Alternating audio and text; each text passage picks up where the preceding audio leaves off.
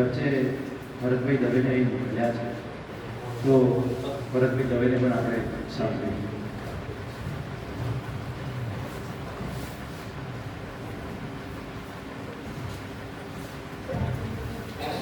Krishna arts college Lakhani ખાતે એનએસએસની આ વાર્ષિક શિબિરના ત્રીજા દિવસના બીજા સેશનમાં આજના મુખ્ય વક્તા, અને આમ તો અમને સાંભળવા માટે વિદ્યાર્થી તરીકે હું પણ વિદ્યાર્થી તરીકે જ આવ્યો હતો, કારણ કે મને લોબિયામાં ખબર પડતી નથી એટલે. અને આપણા વિસ્તારનું આટલામાં ઘણા બધા લોકો જોયા, કદાચ કોઈ અધિકારી, જેમ હમણાં થોડી વાર પહેલા જ વાત કરી એમ કે મામલતદાર આપણે ખૂબ સારા આવ્યા છે, એમ તો ડોક્ટરોની અંદર કોઈ સારા મહામાનવ હોય તો એ કરશનભાઈ પટેલ છે. એકદમ જોરદાર તાળીઓ ડોક્ટર કરશનભાઈ પટેલ. તમે બધાએ કૃષ્ણા હોસ્પિટલ થરાદનું નામ સાંભળ્યું છે, અને ડોક્ટરોને આમ જનરલ જમવાનો પણ ટાઈમ હોતો નથી, એવું કહેવાય છે આપણે કે ડોક્ટરોને જમવાનો પણ સમય હોતો નથી, પરિવારને પણ સમય નથી આપતા. ત્યારે આ એક એવા ડોક્ટર છે જે સમાજ અને રાષ્ટ્ર માટે સમય આપે છે.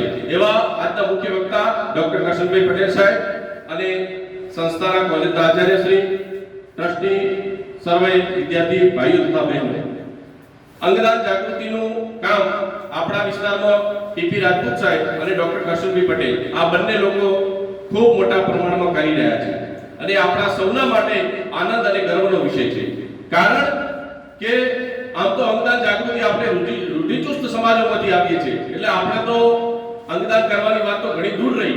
આપણે તો કોઈને ધારો છે ને નાના મોટી તકલીફ હોય ને તો આપણે શરીરને અડવા પણ નથી દેતા, એટલે આપણે તો ખૂબ રૂઢિચુસ્ત સમાજમાંથી આવીએ છીએ. એટલે પણ અંગદાન જાગૃતિનો કાર્યક્રમ એટલા માટે હવેથી શરૂ કર્યો છે કે ધીમે જતા આવનારા સમયમાં આપણી પેઢીઓને કોઈ પણ નાના મોટા ભાઈ બહેન હોય તો એમને અંગો માટે રીબાઈને મરવું ન પડે, એટલા માટે આ અંગદાન જાગૃતિનો કાર્યક્રમ ભવિષ્યને ધ્યાનમાં રાખીને કરવામાં આવ્યો છે. આપણા આજુબાજુમાં આપણા બનાસકાંઠામાં બે અંગદાન થયા, એક તો આપણા લાખણીમાં થયું છે, એક પાલનપુર બાજુ ક્યાંક અંગદાન થયું છે. એટલે કલ્પના કરો આટલા મોટા બનાસકાંઠામાં ખાલી બે જ અંગદાન થયા છે. એટલે આપણા માટે આ વિષય ખૂબ નવો છે અને ખૂબ જટિલ પણ છે, પરંતુ આવનારી પેઢી, કારણ કે જ્યારે રક્તદાનનો કાર્યક્રમ શરૂ થયો છે ત્યારે પણ આવી તકલીફો પડી છે, અત્યારે પણ આવી તકલીફો પડે છે. આપણે તો પીએમ કરાવતા પણ ડરીએ છીએ. આપણે તો કોઈ મરી જાય પછી કીધું કે પીએમ કરાવવાનું જોઈએ કે ના, આમાં તો શરીરને ચોથવું નથી, જોડે શરીરને ભેગું લઈને જ આવવાનું હોય. આપણે શરીરને ચોથવાની વાત નથી આવતી. આ ભવિષ્યને ધ્યાનમાં રાખો. અને સાહેબે કીધું એમ કે જો ભવિષ્યમાં હોય તમારા મર્યા પછી જો તમારે તમારું WhatsApp અને Facebook જોવું હોય તો કોઈને આંખ દાન આપો. એવી જ રીતે તમારે કેટલું જીવ્યા એના કરતાં કેવું જીવ્યા, તમે જો આજીવન તમારે યાદગાર બનવું હોય તો તમે અંગોને દાન આપતા રહો. અને આપણી જે યુવા પેઢી છે એ ધીમે આ મેસેજ સમાજના દરેક ઘર સુધી પહોંચાડે અને આ અંગદાન અભિયાનને જનજાગૃતિનું અભિયાન બનાવે.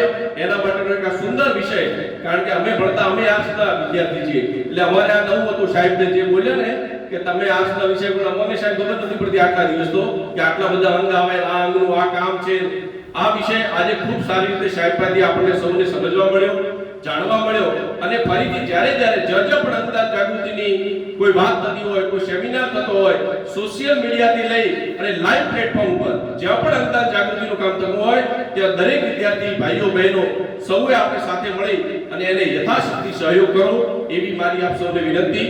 કારણ કે હું અંગદાન જાગૃતિ માટેનો એક લાઈવ એવિડન્સ મારા ભાઈને 2015માં કિડની ખરાબ થઈ ગઈ હતી, બંને કિડનીઓ ડેમેજ થઈ ગઈ અને 24 વર્ષના ભાઈને ડોક્ટરે એમ કીધું કે હવે બસ તમે ઘરે લઈ જાઓ અને ડાયાલિસિસ કરાવો, જેટલા દાડા ડાયાલિસિસ થશે એટલા દાડા ભાઈ જીવશે, ડાયાલિસિસ બંધ, ભાઈ ખતમ. અમે 6 વર્ષ સુધી આ જંગ સામે લડ્યા, ખૂબ મહેનત કરી, ભોપા ભેડા કોઈ બાકી નથી રાખ્યા. આ જેટલી દેવી દેવતાઓ બધાને અમે માનતા કરી, પણ આખરે ખૂબ તકલીફ પડી. અને સાહેબે કીધું એમ કે તમે કોઈ ડાયાલિસિસ વાળાને જોયો નહીં હોય, તમે જોજો ક્યારે કોઈ ડાયાલિસિસ થતું હોય ને એને જોવા જજો. તમારામાં જે આપણને લાગે ને એને તો વેદના થાય, પણ બીજાના દુઃખને જે સમજી શકે ને એને સંવેદના કહેવાય. એટલે જો તમે બીજાનું દુઃખ તમે અનુભવી શકો ને તો જ તમે સાચા અર્થમાં માણસ છો એવું કહેવાય. બાકી તો પથ્થર દિલના કહેવાય જો બીજાનું દુઃખ આપણે ન સમજી શકીએ. એટલે જે ડાયાલિસિસ સેન્ટર હોય છે અને ત્યાં આગળ 15 વર્ષથી લઈ અને 50 વર્ષના જે લોકો કિડની ખરાબ હોય અને એ લોકો જ્યારે ત્યાં આગળ તડપતા હોય છે ડાયાલિસિસમાં 3.5 કલાક આખું લોહી એમનું શુદ્ધિકરણ થતું હોય છે, ત્યારે જોઈને આંખમાં પાણી આવી જાય છે. અમે રોજ રોતા હતા કારણ કે અમારાથી નાનો હતો, એને પણ 2 છોકરા હતા. હવે આ પરિસ્થિતિનું કરવું શું? અને એ વખતે અમને પણ આવી રીતે સાહેબના જેમ કોઈ એક સારા વ્યક્તિ મળ્યા અને અમને કીધું કે તમે આ કિડની ટ્રાન્સપ્લાન્ટ થાય, તમે આની તપાસ કરાવો. અમે તપાસ કરાવી, અમદાવાદની ખાનગી હોસ્પિટલમાં અમે એના માટેની પ્રોસેસ કરી, સરકારમાંથી અમને મંજૂરી મળી. મારી માએ કિડની આપી 55 વર્ષની ઉંમરે અને આજે 2 વર્ષ જેટલો સમય થઈ ગયો. માતા અને પુત્ર બંને હેમખેમ છે. જો કદાચ કિડની ન મળી હોત તો આજે આ ભાઈ જીવી શક્યો હોત નહીં. એટલે કહેવાનો અર્થ કે આજે કદાચ મારા ભાઈની જિંદગી સારી બની, પણ બીજા દરેક ભાઈઓની જિંદગી સારી બને એના માટે આ અંગદાન જાગૃતિનું કામ ખૂબ જ પુણ્યનું કામ છે. અને એ કામમાં આપણે સૌએ જે કંઈ આપણાથી જે થાય યથાશક્તિ પણ સહયોગ કરતા રહેવું જોઈએ. અસ્તુ ભારત માતા કી જય.